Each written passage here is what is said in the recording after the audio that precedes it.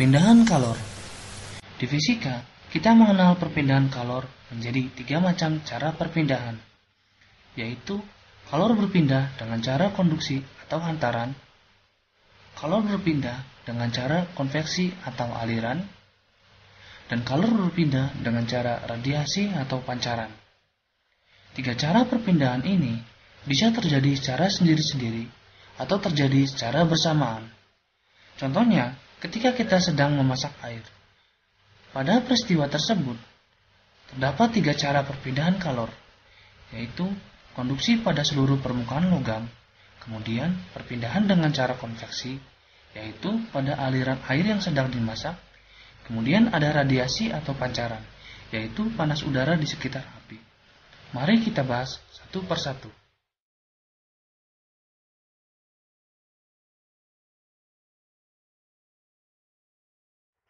Pertama, kita akan mempelajari konduksi.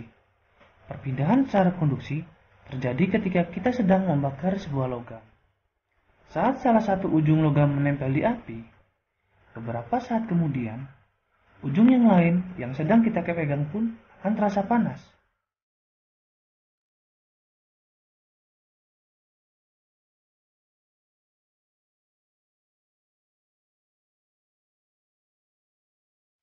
Pada peristiwa ini, ada kalor yang berpindah melalui logam, sehingga kalor tersebut sampai pada ujung logam yang kita pegang.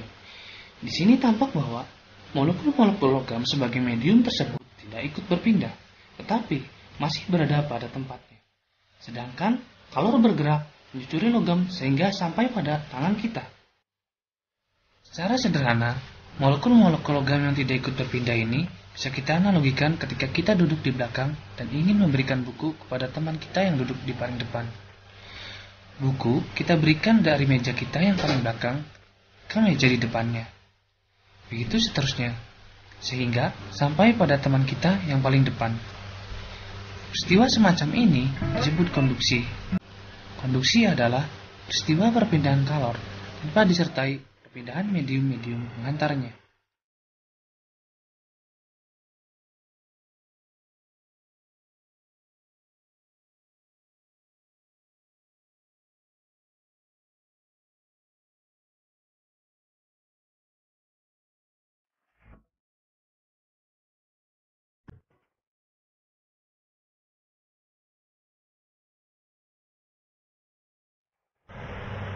Mungkin kalian pernah melakukan kegiatan ini.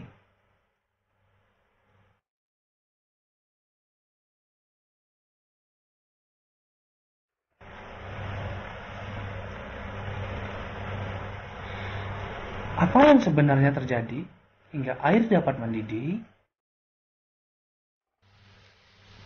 Mendidih sebenarnya adalah proses pergerakan dari air panas dan air dingin. Ketika air dipanaskan, bagian air yang paling bawah akan panas, sehingga massa jenis air tersebut menjadi turun.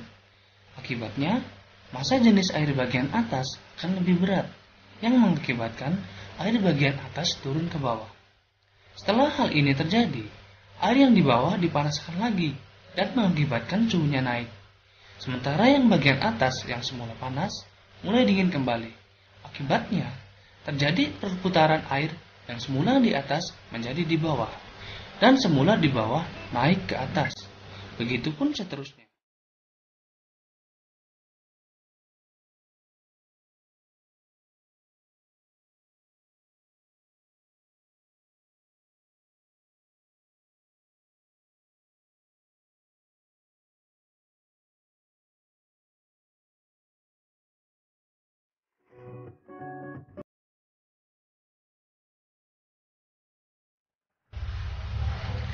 Contoh sederhana dari radiasi adalah perpindahan kalor dari matahari menuju bumi. Sebelumnya, kita telah mengetahui bahwa pada perpindahan kalor secara konduksi atau konveksi, keduanya membutuhkan medium. Di mana pada konduksi, medium tidak perlu berpindah untuk mengantarkan kalor. Sedangkan pada konveksi, mediumnya ikut berpindah mengantarkan kalor. Di sini, ternyata ada satu cara perpindahan kalor yang unik. Karena ketika matahari memancarkan kalornya sampai ke bumi, kalor dari matahari tersebut melewati sebuah ruang hampa. Artinya, Di sana tidak ada medium apapun. Namun, kita bisa merasakan perpindahan kalor dari matahari menuju bumi. Hal ini yang disebut perpindahan kalor secara radiasi, yang berarti perpindahan kalor tanpa melalui medium.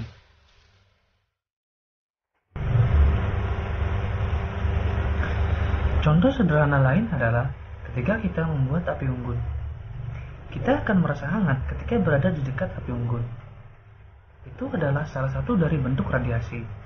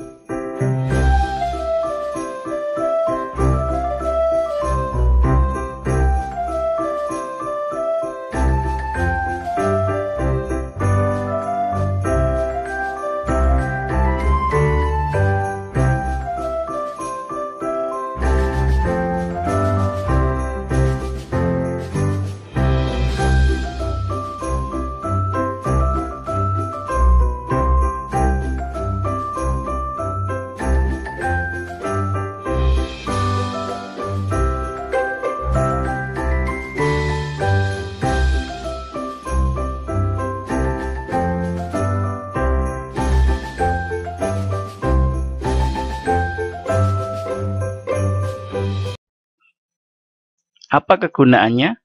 Kita mempelajari perpindahan panas.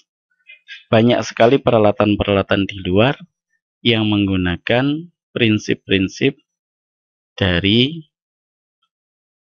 teknik perpindahan panas. Salah satu contoh yang sering kita lihat adalah pendingin dari mobil, disebut radiator. Radiator ini artinya adalah peradiasi, meradiasikan panas yang ada di air, yang ada di dalam sini ke dalam udara. Menukar panas yang ada di air di dalam plat-plat sini dibuang ke udara. Disebut radiator mobil. Ini menggunakan prinsip perpindahan panas. Kalau di pabrik, di mesin uap, kita kenal heat exchanger untuk memindahkan aliran yang panas ke aliran yang dingin. AC ini adalah termasuk mesin-mesin yang menggunakan teknik perpindahan panas. Di belakang kulkas kita bisa melihat ini panas yang ada di dalam pipa, panas refrigerator yang ada di dalam pipa dibuang ke udara. Ini juga menggunakan prinsip-prinsip dari teknik perpindahan panas. Kita lihat contoh yang lain. Misalkan untuk mendesain suatu mesin motor bakar. Ini pun juga kita memerlukan ilmu tentang perpindahan panas. Berapa panas yang dibuang, ya, berapa pendingin yang harus kita pasang di luar sini, berapa kekuatan piston ini untuk menerima panas, terus bagaimana panas ini bisa dibuang keluar supaya tidak merusak piston yang ada di sini, dan banyak yang lain lagi. Terus kemudian untuk mendesain satu tremos air panas misalkan. Kenapa tremos air panas kok bisa bertahan panas? Ini adalah menggunakan prinsip-prinsip dari perpindahan panas. Bagaimana supaya panas di sini tidak terbuang keluar. Oke, itulah contoh-contohnya.